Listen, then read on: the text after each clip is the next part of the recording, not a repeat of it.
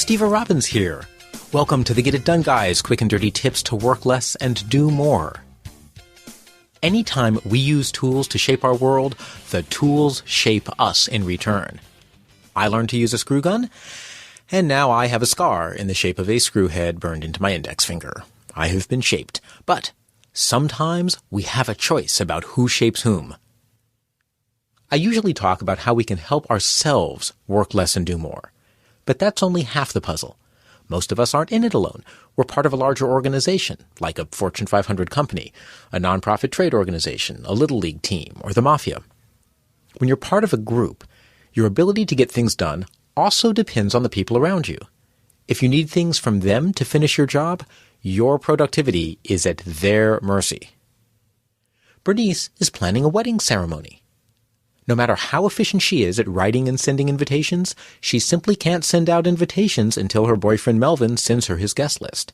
Since he still isn't aware that Bernice is thinking of marriage, she's been waiting quite a while. Bernice, always careful not to give away details that might upset her plans, sends Melvin a brief note. "Please send me the list, pronto." Melvin, a bit confused, assumes she must want a list of presents he wants for his birthday. He happily sends that list. Pokemon figures heavily in his thoughts. In this case, Melvin is sending a list to Bernice, but it's not the information she needs. Even when people are giving you stuff on time, it has to be the right stuff or you're stalled. When you adopt a new tool, that tool makes assumptions about how its user, your work group, does work. If you don't change the tool, you'll have to change the people. People may need to change how they work individually. Bernice adopted Google Docs to plan her wedding. She's used to clicking on an icon to open a document. But with Google Docs, she must open a web browser and log in to access her documents. She's finally over the hurdle of creating a Google account, and now she's trying to format her wedding documents. It's painful to watch, and just a little bit funny. She's searching for features her desktop word processor had that Google Docs doesn't. The tool's interface and capabilities are changing Bernice's life, and she's not happy about it. Actual little storm clouds are appearing around her head. The new tool doesn't just change Bernice. It changes how Bernice collaborates with Melvin. Instead of emailing him a document with a cute little graphical cover letter full of hearts and cherubs, she now sends documents by clicking a share link. Google decides how to send the sharing invitation. Now, Melvin must open a Google account and figure out how to receive a sharing invitation. He's an IT guy, so it's easy for him. But Bernice is also sharing documents with Kieran, her wedding planner. Kieran is not an IT geek. Asking him to open a Google document is like teaching me to knit. Knitting needles are sharp. You can get tangled in yarn. Yarn can cut off circulation. Luckily, my friend Susie is an EMT. If your tool changes how people communicate, the new way of communicating must work for everyone.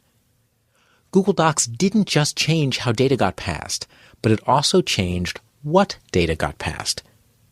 Bernice used to send all kinds of files, but now she limits herself to word processing documents and spreadsheets. And her former cover letters, which told the recipient why she was sending the file, are now auto-generated by Google. Now, unless she thinks to send a separate email message, she has to limit her cover letters to the brief space allowed by Google. This seems minor, but it can be a major issue. When information is easy to use, people use it. If a new tool makes it hard, like someone must navigate through 4 screens to get the information, people are much less likely to make the effort. Now we know that tools change how people do their work, how they communicate with each other, and what they communicate. When adopting a tool, you can change the tool to fit the people. That means making sure the tool matches the people's working style, helps them communicate everything they currently communicate, and doesn't pose an undue burden on how they communicate. You can also change the people to fit the tool.